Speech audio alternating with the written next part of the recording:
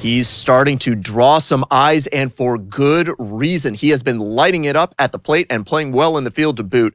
I've got Mike Lowell with me today. Mike, what are you seeing from him that's leading to this late success? Well, I've been very impressed. I look at him and I see an absolute plan at the plate. That tells me that he's putting in a lot of work in between games, maybe even in between at-bats, talking to his coaches, using the video work. Maybe it's the weight room, whatever the case may be. But he is really showing that what he's doing off the field is paying dividends on the field, and he's really catching a lot of eyes. You know, I've dealt with some players who will keep a journal even between at-bats of everything they saw from the pitcher. Every little thing that you do, all that prep really can pay off in results. It definitely can. You know, and this is a case-by-case basis. Some people are very meticulous. They like to know what a certain guy threw in every single count and feel like that helps them in the future. Some guys want to have a clean slate. But whatever it is, this young man is doing his job, and it's really showing on the field. He has a knowledge of the plate much more advanced than his years are showing right now, and it bodes well for his team. Fernando Jr. answers the call from the dugout as he'll try to record the final 2 outs of this one. Fernando Jr.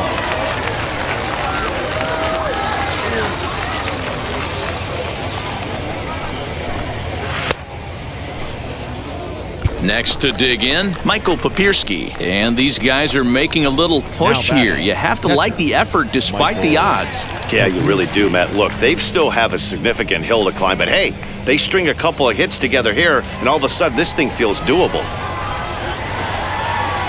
He's set. Here it comes. Way behind that pitch. It's 0-1. JR, a native of the Dominican Republic. He throws a four-seam fastball, a changeup, and a curveball. Swing and a miss, and he's in trouble now, 0-2. Man, when you're struggling at the plate, that pitcher smells blood in the water. He's coming right after you, trying to end it quick. 0-2 count, and the pitch. Ground ball right side. Reined in. There's one. On to first, but not in time. He beats it out to keep the inning alive, and the run is in to score. They couldn't turn the inning-ending double play. They just get the force out at second, and the runner scores from third. Now at the plate, Lauren Asuncion. He comes to the plate as the last chance for his side. 2 out here in the 9th. Now a swing and a fly ball. And this should do it. Rhodey is there to make the catch, and with that, the ball game is over. Good job there to slam the door for the win, and they finished the month with a bang, just the way you want to. 10-6. Most of us will have only heard of this prospect recently, right? If at all. But Al, he's doing well in the minors as a position player and as a pitcher. And he's beginning to draw attention across the league. Do you think he carries that success forward and makes it to the show and thrives as a two-way player? I don't want to be the bearer of negative news, but I find it amazingly difficult. Just even I was a pitcher, and that was hard enough. So to think of this player as a two-way guy that can hit and play every day, and then also pitch, very difficult. And the reason why I say it is that there's just so much work that goes in to have to play at that level.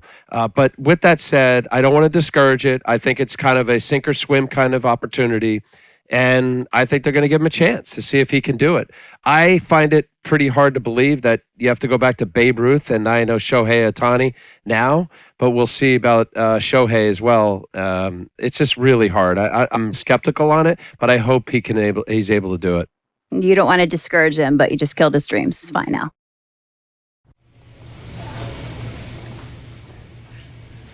This manager is hoping to stoke the competitive fire of his pitchers.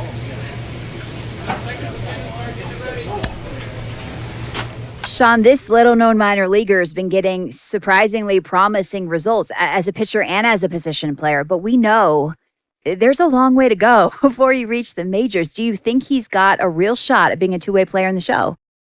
Well, I mean, the biggest thing for this is you just got to watch the progression, right? You got to see if he can continue it over time. You know, a small sample size doesn't show us much. You know, really, you got to see the body of work over a season or 2 or 3 seasons. You know, and I think the biggest thing is, hey, listen, If he can get the routine down and he can figure out his time and how to mentally do it day in and day out, man, I tell you what, now we've got something. But I would be shocked if he's able to continue this success, being a two-way player, because it's so demanding both physically and mentally. But time will tell. It makes sense. There's also the aspect case of organizational faith in him, right? It takes a lot to keep the front office confident in an experiment of any kind, let alone of this magnitude. What do you have to do to make sure that the front office keeps the faith in you? You got to keep putting up numbers. You got to have consistency. You got to continue to show that you can do it. I think that's the biggest thing is if you have the numbers and you have the consistency, the front office is going to say, hey, listen, we got to let him go because he's proven to us he can do it. I think the numbers will speak for themselves. This is such an interesting player. I've talked about him before. Now he's starting to make an impact at the AA level, and people besides me are noticing.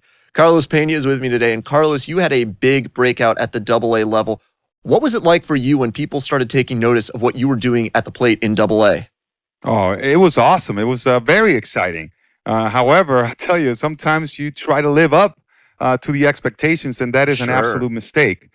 You still have to stay within your process and within your approach. That's easier said than done. So what I would do was just to think smaller. So when I went up to the plate, instead of trying to hit that big home run, I would think about hitting a line drive right at the pitcher's knees. And that was it. I was generally just trying to hit the pitcher's knees, and that really helped me to stay focused. And home runs would come, even when I was just trying to hit a low line drive. So make sure you stay within your approach.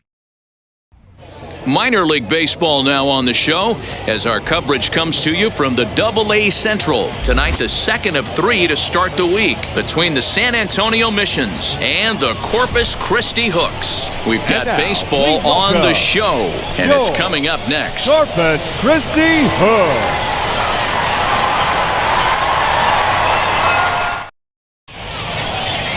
Brandon Belak, a right-hander from the Garden State of New Jersey, gets the ball here.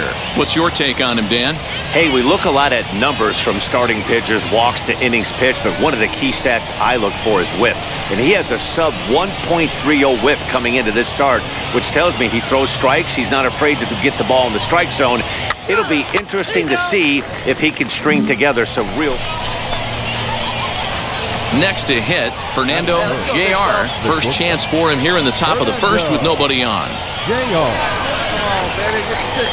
The pitch. Swing and a shot toward right center. And that'll split the gap as it should be extra bases. And he will pull into second with a 2-out double. Man, I don't think he could have bisected those fielders any better if he tried. Drove that one into the alley for a gapper that'll bring him easily into second base.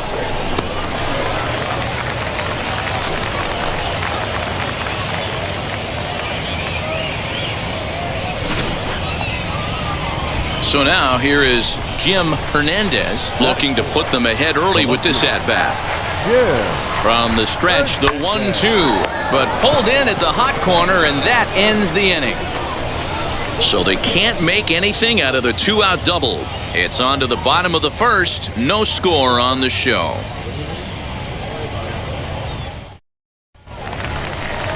So now to the plate, Carmen Benedetti. He brings an average in the 260s into this one. Carmen Benedetti. Fastball right back to the mound. And he'll send it on to first, and that'll freeze the runner at second with...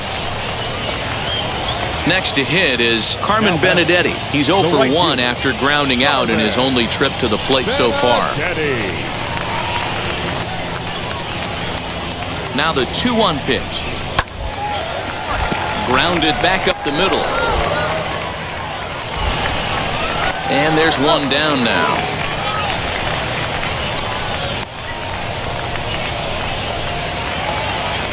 So now it'll be the 4-hole hitter, Colton Shaver, 0 for 1 here in the early going. Colton Shaver.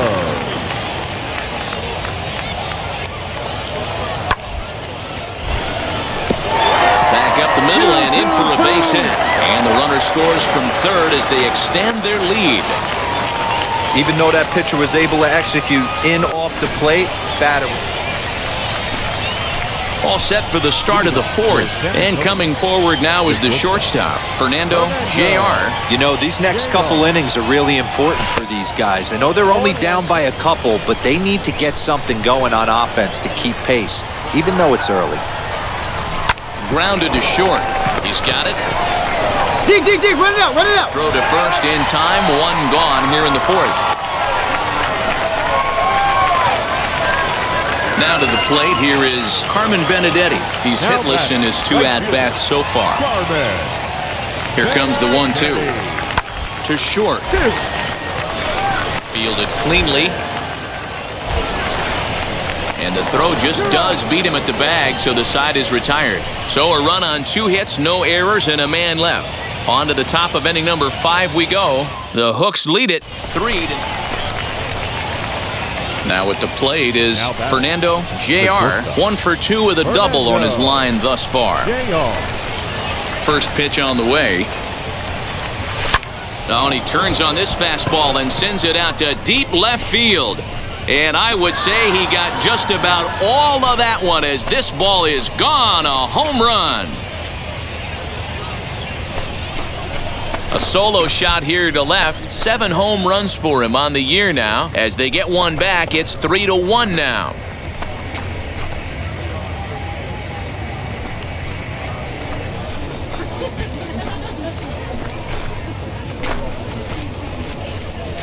Well, they're still down, but this homer right there might light a fire under the whole team.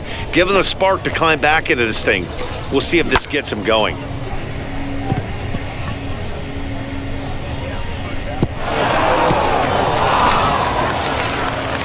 Now at the plate, here is Johnny Jackson. He delivered an RBI single in his last trip. We're in the 6th inning here in a 3-1 ball game. A bouncer to the left side. Scooped up. On to first, and a good stretch over there is going to get him by a step for the second out. Hey, that was a gorgeous backhand stop right there. You could definitely tell he had a little trouble getting rid of it. Had to take that extra step, but I like that. The eternal clock was right on play, and he was able to make. And now here is Carmen Benedetti, grounded out in his last at-bat. The right fielder, Carmen Benedetti. Hit to short.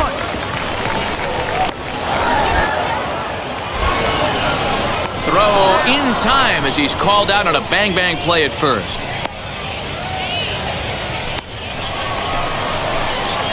Digging in next, Fernando Jr. He's 2 for 3 with a home run and a double. Yeah, he absolutely torched the fastball his last time up. Pretty much a no-doubter, so he's got to be feeling pretty confident right here. Not his best effort that time at strike 1. LaRue, a 6'1" right-hander. He throws a 4-seam fastball, a changeup, a slider, a curve, and a 2-seam fastball. Into the windup. Here comes the 0-2 pitch. And it's another case. So back-to-back strikeout victims to start this relief outing. Well, we've seen some really good pitching from these guys in this one. The bullpen has looked sharp and it backed up a nice effort turned in by the starter. These days, pitching has become a full staff effort, and I've been impressed with the job these guys have done so far. And he puts a bow on this one to end it. How about his 25th save of the season? He's proven to be a solid tool at the back of the bullpen, and every team needs one of those. Tonight's ball game comes to a close, 3-1 the final. Corpus Christi took the lead in the 2nd inning and rode that until the very end. Brandon Belak gets the win on the mound, his first of the year. Ryan Weathers.